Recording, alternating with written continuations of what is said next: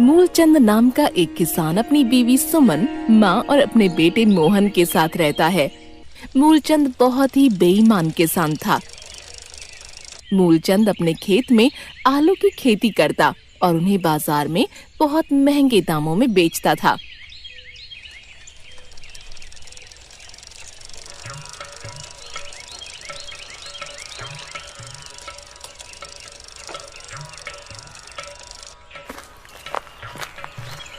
अरे सुनीता, जरा घर के पीछे वाले कमरे को खोल दो। मैं इन आलूओं को उसमें संभाल कर रख देता हूँ। कुछ दिनों बाद इन्हें बाजार में बेचूंगा।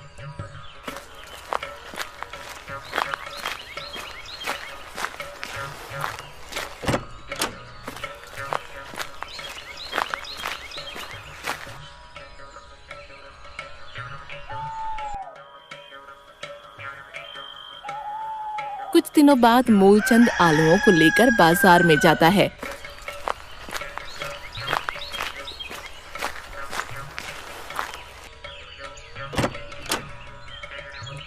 सुनीता, मैं आलूओं को लेकर बाजार जा रहा हूँ। ठीक है जी, जरा आराम से जाइएगा। मूलचंद आलूओं को लेकर बाजार में जाता है।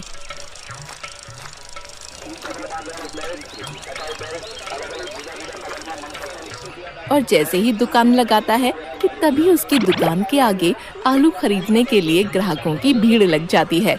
अरे भाई मूलचंद, ये आलू कैसे दिए? भैया 50 रुपए किलो हैं। क्या 50 रुपए किलो? अरे अरे, ये तो बहुत ज्यादा ही पैसे नहीं मांग रहे हो? थोड़ा कम लगा लो भैया। जितने पैसे मैंने बोले हैं उससे 1 रुपया कम नहीं लूंगा। अगर आलू लेने हैं तो लो, नहीं तो जाओ। अरे मूलचंद, कुछ तो पैसे कम करो भाई। तुमने तो कुछ ज्यादा ही आलूओं का भाव बता दिया। वो राजन तो 30 रुपए किलो बेचता है। हाँ तो जाओ, उसी से ले लो ना। मैं 50 रुपए से 1 पैसा कम नहीं लूंगा। अरे मूलचंद, राजन अभी गाँव में नहीं है, इसलिए तुम इस चीज का फायदा उठा रहे हो। क्योंकि पूरे गांव में सिर्फ तुम और राजन के खेत में ही आलूओं की खेती है, इसलिए, है ना? देखो भाई, वो सब मुझे नहीं पता। मैंने जितने पैसे बताए हैं, अगर उतने में लेने हैं तो लो, नहीं तो जाओ भाई यहाँ से। पूरे बाजार में किसी के भी पास आलू ना होने के कारण बेचारे ग्राहकों को मूलचंद से उसके मनचाहे दामों में आलू खरीदने पड़ते हैं। अरे वाह, मजा आ गया। ऐसे ही मैं इन लोगों से 2-3 गुना अधिक पैसे मांगूंगा। शाम को मूलचंद अपने घर जाता है। आज तो ग्राहकों से बहस करते करते बहुत थक गया। मूलचंद की आवाज सुनकर उसकी माँ अंदर से बाहर आती है। बेटा, आ गया तू? हाँ माँ, आज बहुत थक गया हूँ। और पता है माँ, आज तो मैंने लोगों से बहुत पैसे कमाए हैं। कि तभी मूलचंद की बीवी रसोई से बाहर आती है। लोगों को ठगते हुए आपको बिल्कुल भी बुरा नहीं लगता क्या? सुमन, तुम ऐसे क्यों बोल रही हो? मैं ये सब तुम लोगों के लिए ही तो करता हूँ। अरे बहू, तुम मूलचंद को ऐसे क्यों बोल रही है? माँ, तुम्हें नहीं पता, ये जानबूझकर आलूओं को छुपा कर रखते हैं। और पूरे गांव में सिर्फ आलूओं की खेती या तो हमारे खेत में होती है या फिर राजन भाई के खेत में। और राजन भाई गांव में है नहीं, इसलिए तुम लोगों को महंगे दामों में आलू बेच रहे हो। अरे माँ, तुम ही इसे बताओ कि इसमें बुरा लगने वाली कौन सी बात है। ऐसे ही तो हम कमा पाएंगे, क्योंकि जितने पैसे मैं बोलता हूँ, ग्राहक मुझसे उतने ही पैसों में आलू खरीदते हैं। सच में ऐसी कमाई करने में बहुत मजा आता है। बेटा, ये सब बिल्कुल सही नहीं है। तुझे ऐसा नहीं करना चाहिए। इस गांव में तेरे बाबूजी ने कभी किसी के साथ बेईमानी नहीं की। उन्होंने हमेशा ईमानदारी से पैसे कमाए थे। माँ, बाबूजी ने हमेशा ईमानदारी से पैसा कमाया है। उन पैसों से आज तक तुम्हें या हमें कौन सा सुख मिल गया है? बेटा, तू ये सही नहीं कर रहा है। दुखी होकर मूलचंद की माँ अंदर चली जाती है। देखिए, ये बिल्कुल भी सही नहीं है। आपको पैसे हमेशा ईमानदारी से कमाने चाहिए। सोचिए, आपको लोगों के साथ ऐसे बेईमानी करते देखकर हमारे बच्चे क्या सीखेंगे जी आपसे? अरे तू चुप कर और अंदर जा। सामने वाले रमेश चाचा को देखो, वो कितनी ईमानदारी से खेती करते हैं। उनके बेटे की मृत्यु हो जाने के बाद वो अकेले हो गए, फिर भी वो बिल्कुल ईमानदारी से काम करते हैं। तू अंदर जा और मेरे लिए खाना लेकर आ। दिन भर आलूओं को बेचकर थक गया हूँ और तुम दोनों हो कि मुझे ज्ञान दे रहे हो। चलो चलो अंदर जाओ और मेरे लिए खाना लेकर आओ। हाँ जी, अभी खाना लेकर आती हूँ, लेकिन आप मेरी बात पर जरूर ध्यान देना। ऐसा कहकर सुनीता रसोई में चली जाती है। हे भगवान, ये लोग मेरी बात को क्यों नहीं समझते? इन दोनों को तो मेरा साथ देना चाहिए और ये दोनों ऐसे कर रही हैं। सुनीता मूलचंद के लिए खाना लेकर आती है। ये लीजिए, खाना खा लीजिए।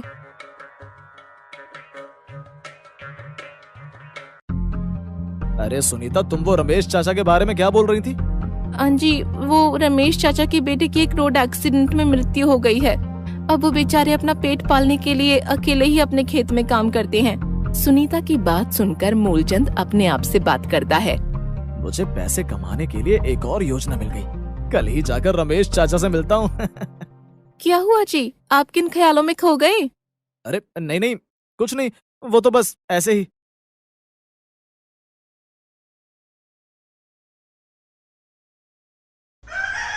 अगली सुबह मूलचंद जैसे ही बाहर निकलता है, उसे रमेश चाचा दिखते हैं।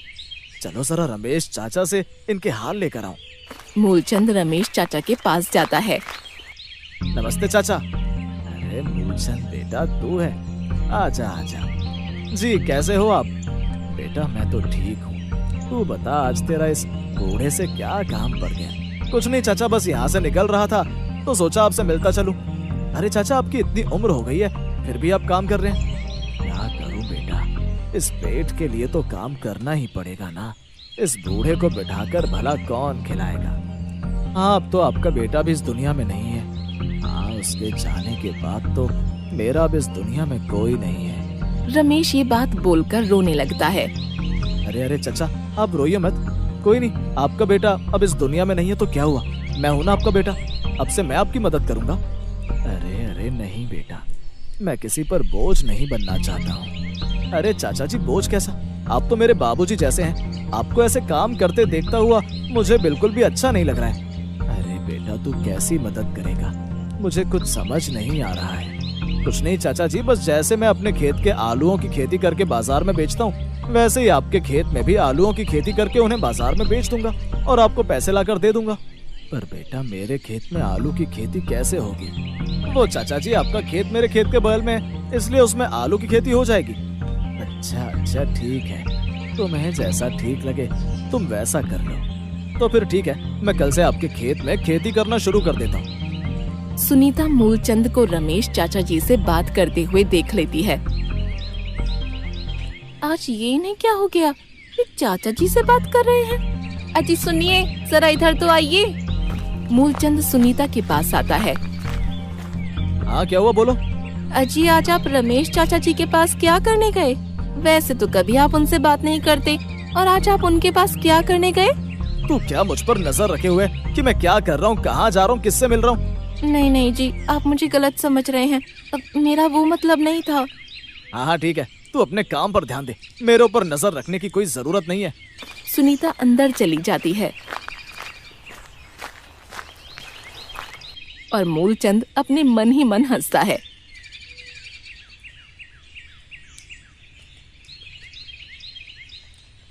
अगले दिन मूलचंद रमेश चाचा के खेत में खेती करने जाता है।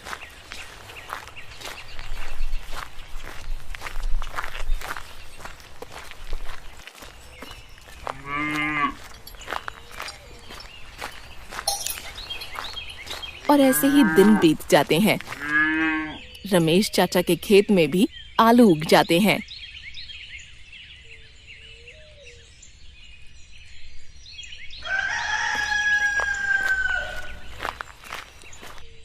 चाचा जी, मैं आज आपके और अपने खेत के आलू लेकर इन्हें बाजार में बेचने जा रहा हूँ। ठीक है बेटा, भगवान तेरा भला करे।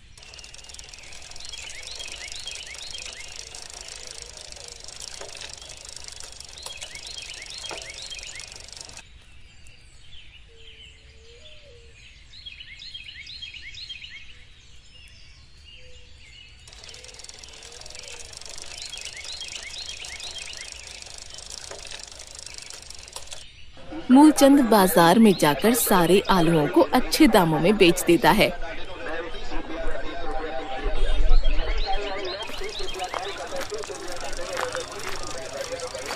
अरे वाह, आज तो मजा ही आ गया। आज तो आलूओं की बहुत अच्छी बिक्री हुई है। अरे मैं तो भूल ही गया कि मुझे रमेश चाचा को भी पैसे देने हैं। कुछ तो सोचना पड़ेगा। ऐसा कहकर वो अपने कपड़े फाड़ लेता है और सीधा रमेश चाचा के घर जाता है।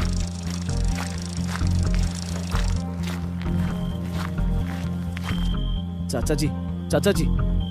अरे बेटा, तुझे क्या हुआ? तू तो आलू बेचने बाजार में गया था और ये तेरी कैसी हालत हुई है? हाँ चाचा जी, मैं बाजार में आलू बेचने ही गया था। मैंने आलू बेच भी दिए थे और आलूओं के पैसे भी बहुत अच्छे मिले थे। तो फिर बेटा क्या हुआ? चाचा जी, रास्ते में आते समय वो कुछ चोरों ने मुझसे वो सारे पैसे छीन लिए। क्या क्या बेटा, तुझे तो कुछ नहीं हुआ ना? तू तो ठीक है ना? चाचा जी, मैं तो बिल्कुल ठीक हूँ, लेकिन उन चोरों ने मुझसे सारे पैसे छीन लिए। कोई नहीं बेटा, पैसे तो तू दोबारा आलू बेचकर कमा लेगा, लेकिन तू ठीक है, यही मेरे लिए बहुत है। लेकिन बेटा, आज से पहले कभी किसी के साथ ऐसा नहीं हुआ कि किसी को चोरों ने लूटा हो। चाचा जी, मैंने उन चोरों से पैसे बचाने की बहुत कोशिश की, लेकिन उन लोगों ने मुझे इतना मारा कि मुझे वो पैसे उन चोरों को देने पड़े। लेकिन मैं भी इसलिए परेशान हूँ कि पता नहीं आखिर गांव में ये चोर आए कहाँ से। कोई नहीं बेटा, तू परेशान मत हो।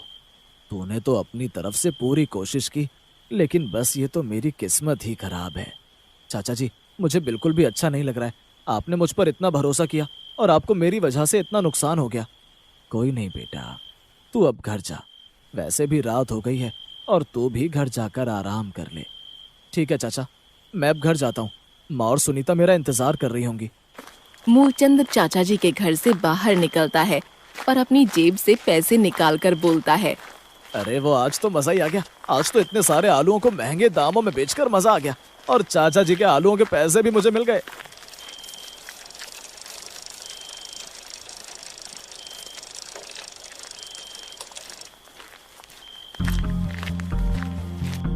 मूलचंद रमेश चाचा को रोज रोज कोई न कोई बहाना बनाने लगा और बेचारे रमेश चाचा मूलचंद की इस चाल को समझ नहीं पाए।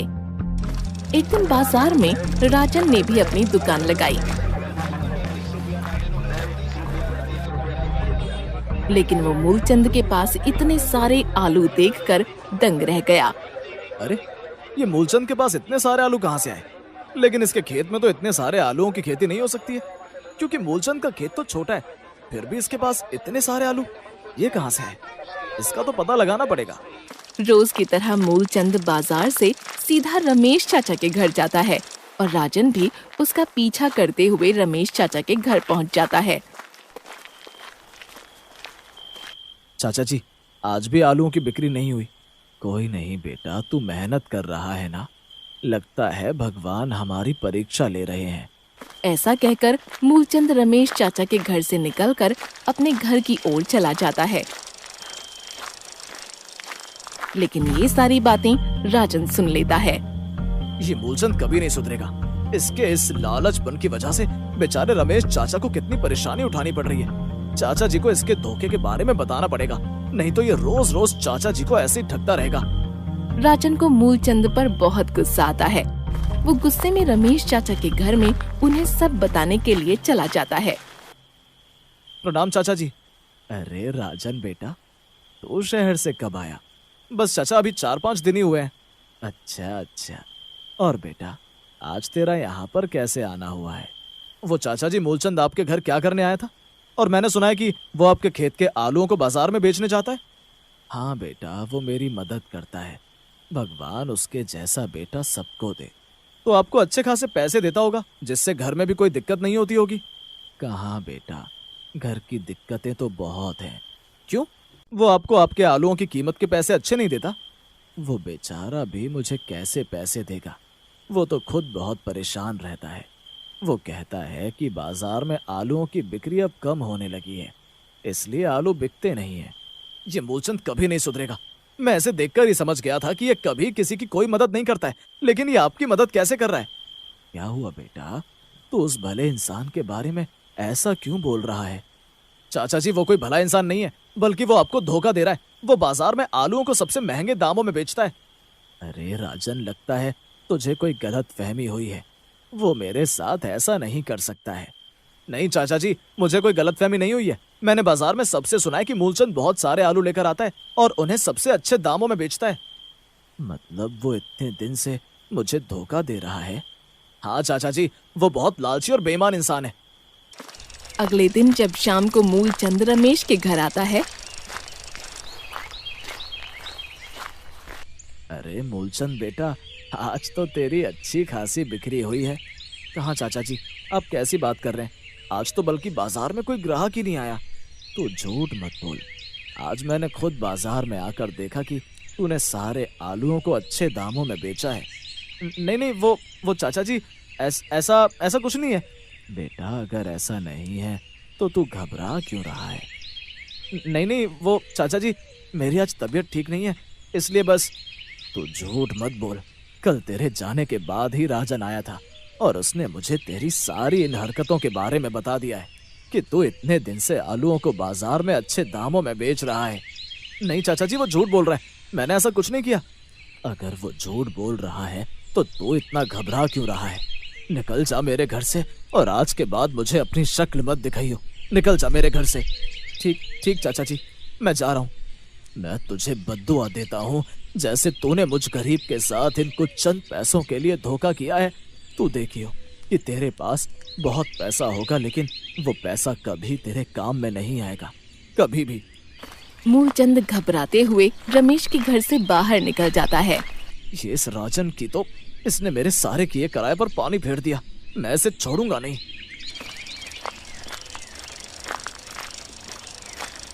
कुछ समय बीत जाता है और मूलचंद गांव में सबसे अमीर आदमी बन जाता है। एक दिन वो बाजार से अपने घर की ओर जा रहा होता है कि तभी उसका पैर एक केले के छिलके पर पड़ता है और वो गिर जाता है। अरे अरे, कोई है, कोई है, हाय राम, लग गई। कोई है, कोई तो मुझे उठाओ, कोई तो मुझे अस्पताल ले चलो। कि तभी वहाँ से राजन भी बाजार से अपने घर की ओर जा रहा होता है। अरे मूलचंद, क्या हुआ तुम्हें? तुम यहाँ कैसे गिर गए? अरे तू सवाल जवाब करना बंद कर और मुझे अस्पताल ले चल। जल्दी उठा मुझे, जल्दी ले चल, बहुत तेज दर्द हो रहा है मेरे। राजन मूलचंद को अस्पताल लेकर आता है।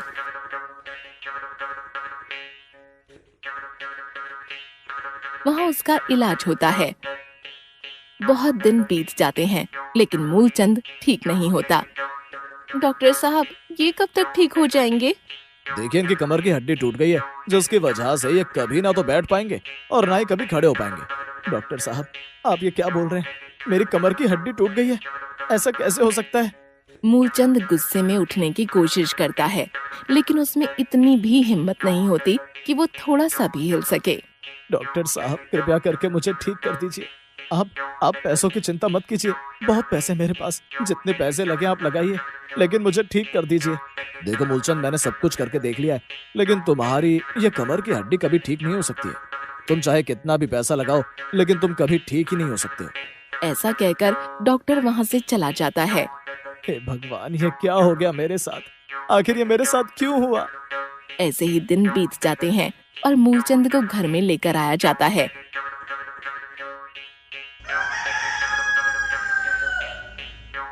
ऐसे ही बिस्तर पर पड़े पड़े मूलचंद अंदर से बहुत टूट जाता है। फिर उसे रमेश चाचा की दी हुई बद्दुआ याद आती है। लगता है चाचा जी की बद्दुआ मुझे लग गई है, तभी इतना पैसा होने के बाद भी मुझे कोई भी डॉक्टर ठीक नहीं कर पा रहा है। मैंने लोगों के साथ बहुत बेईमानी की है, जिसकी वजह से आज मुझे उसी का फल मिल रहा है। ऐसा बोलकर मूलचंद जोर जोर से रोने लगता है।